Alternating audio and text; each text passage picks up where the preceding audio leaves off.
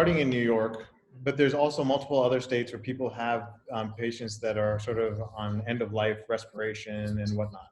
So is your protocol also amenable to other states, or is it just New York that they're available? If patients want to contact you and families want to contact you, how do they go about getting in contact with you?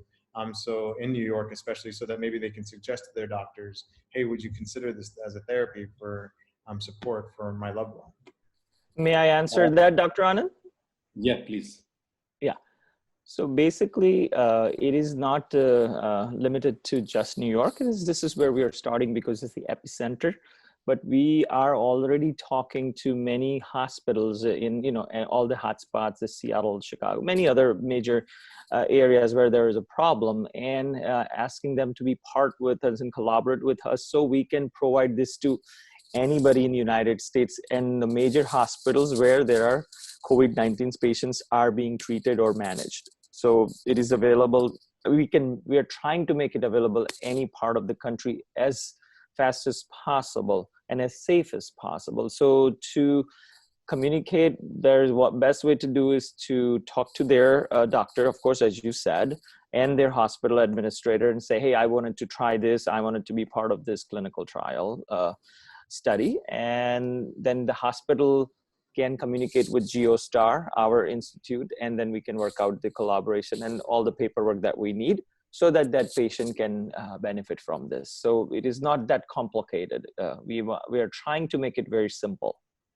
And they can contact us on our Giostar website as well, which is the www.giostar.com, and just send a message to contact@giostar.com, contact@giostar.com. So we will try to help them that way as well. But we, Dr.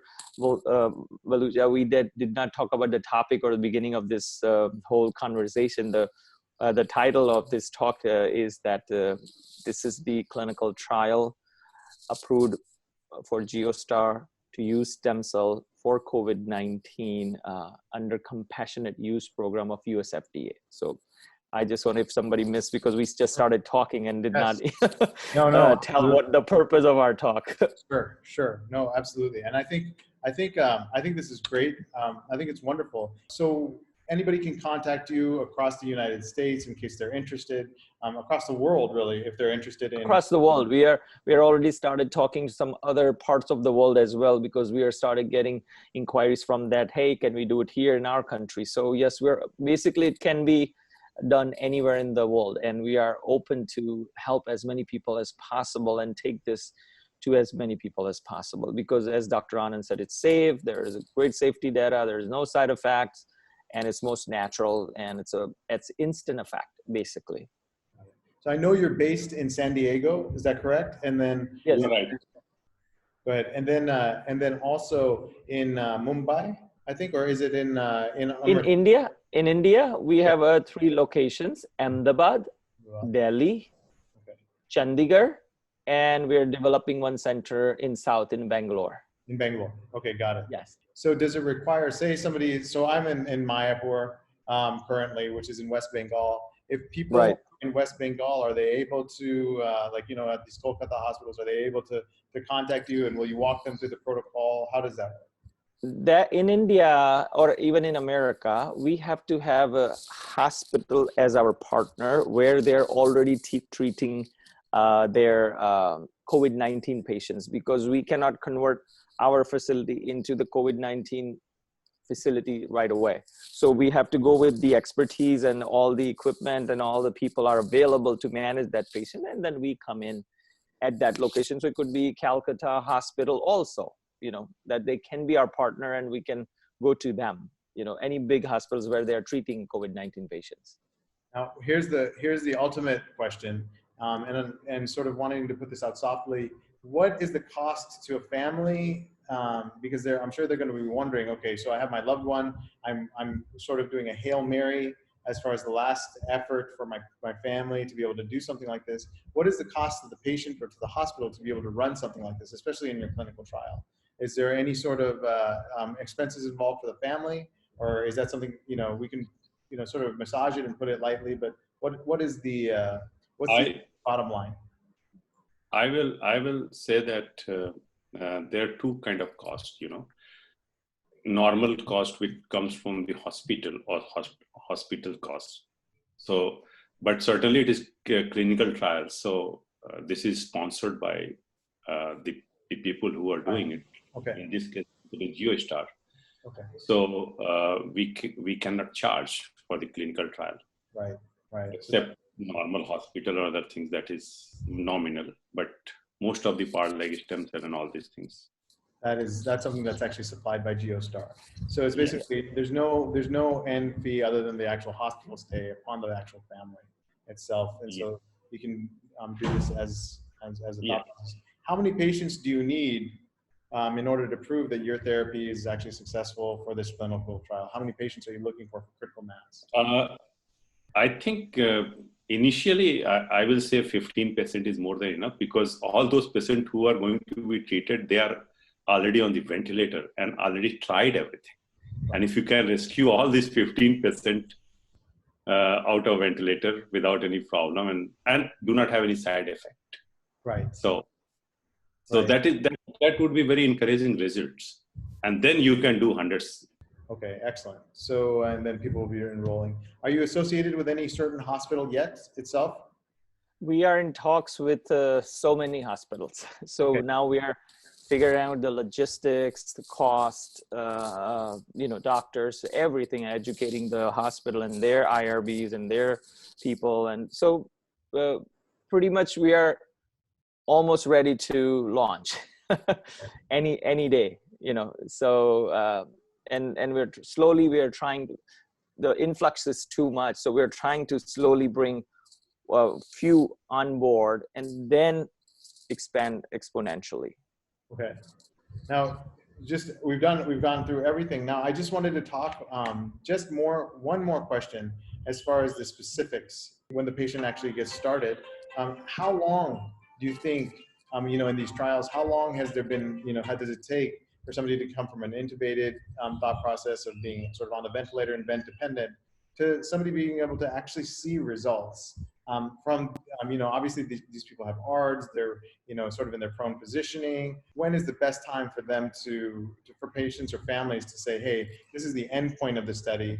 When will we be able to see some sort of something, if there is something that there, some change, if there's something to be seen?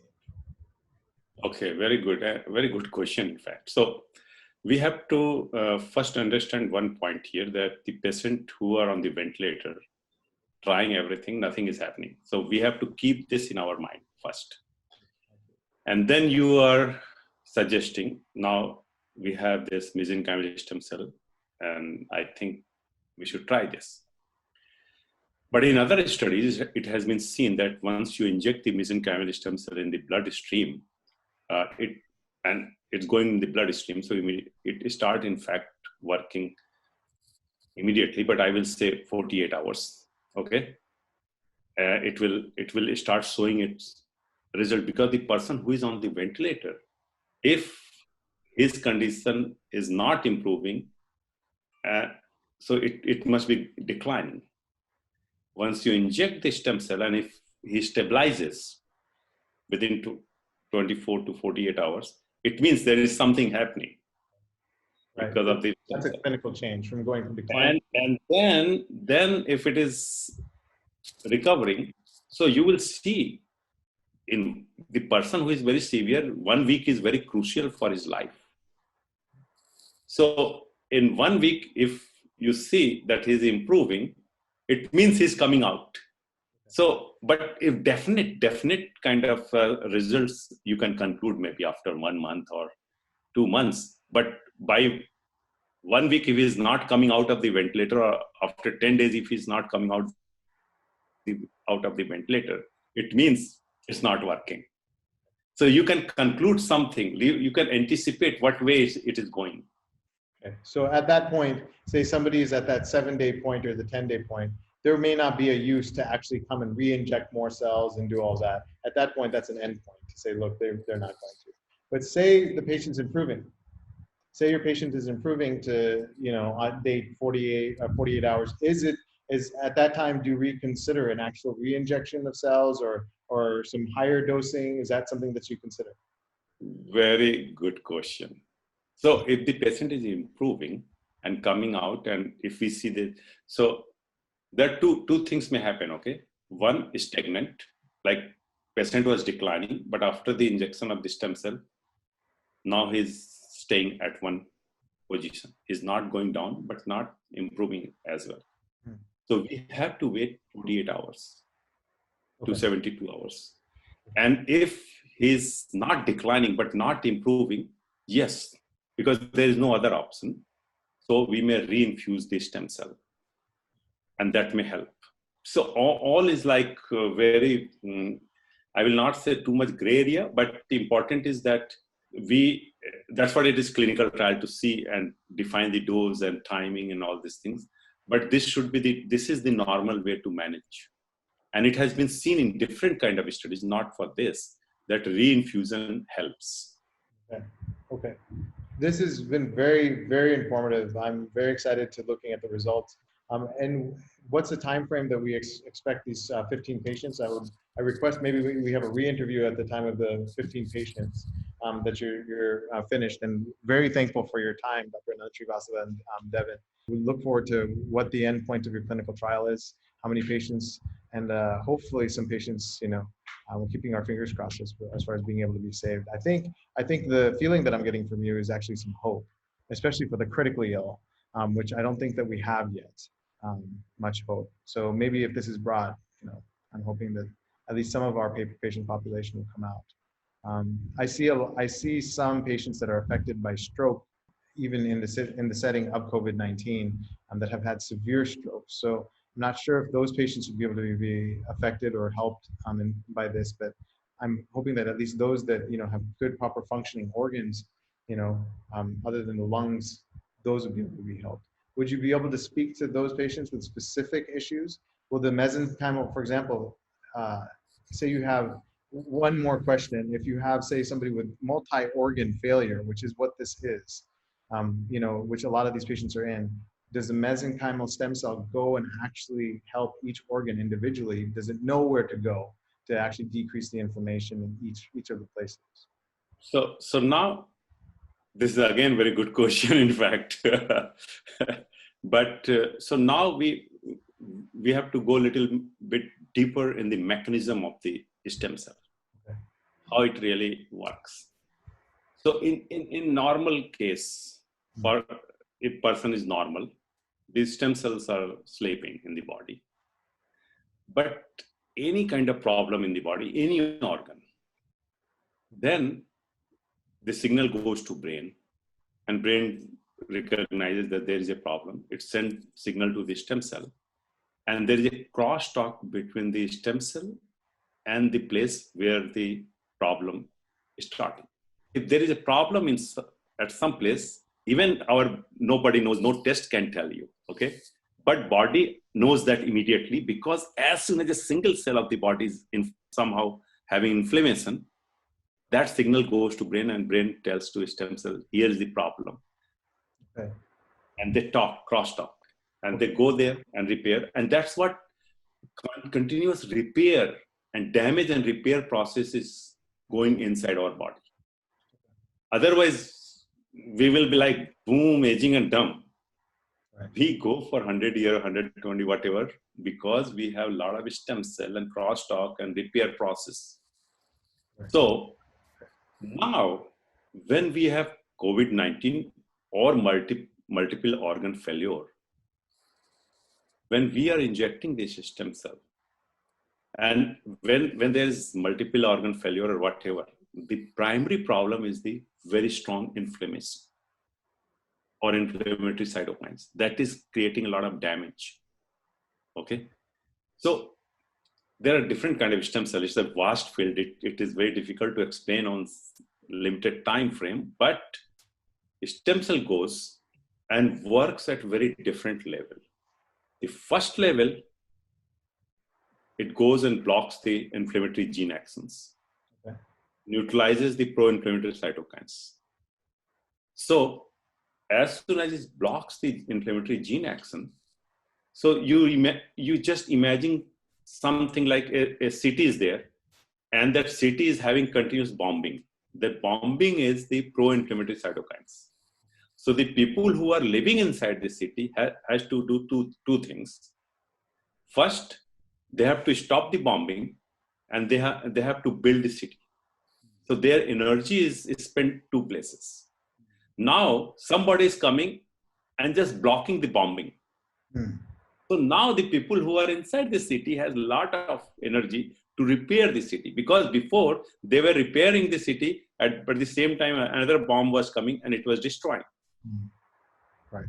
So same way, when the stem cell goes, it blocks the inflammatory cytokines action and gene expression, down regulates the inflammatory gene actions. At the second stage, it secretes those cytokines which enhance the regeneration of that particular damaged organ. So that particular stem cell goes and repair or convert into that particular adult organ cells to fulfill the gap of that damaged portion. So it works at 3 steps: blocking, secreting, and enhance the regeneration. And at later step, it may change or convert into that kind of organ and tissues to repair it. So it's a wonderful phenomenon. And again, it is not created by us. Okay. It is created by nature. Right. Right. The engineer. Yes. Very well put, Dr. Anand Srivastava. Thank you for your time. Thank you for your time, Devin. I just want to make very clear, there is no ownership as far as I'm a neurologist. I'm a general practitioner in Giostar. We just come to know each other through different patient care processes. And so this is this is a very, very, very clear interview as far as this is concerned. And we're just looking at what is available. So I really appreciate you taking the time. We will certainly be putting this across all of our channels at KneeTie Go Run Go. And we're thankful for your association. And also, if we can recruit patients for this, we'll also be wanting to refer, as I'm also licensed in New York, and maybe if we come across some patients, we can. Thank you for your time, and you really ask very pinpointed and nice questions. So, no, thank you for your time. We are talking with Government of India as well. Wonderful, wonderful. We have a group called Neurology Board Review Study Group. We'll be pulling you in. We have around 1,000 doctors on that group. So maybe we can actually put this interview on that and start to advertise as far as the doctors that are concerned around all the hospitals around all the world. Maybe they can also see the interview. Okay? Absolutely, absolutely. Looking forward. So thank you so much. I really look forward to seeing this 15 patients in this study.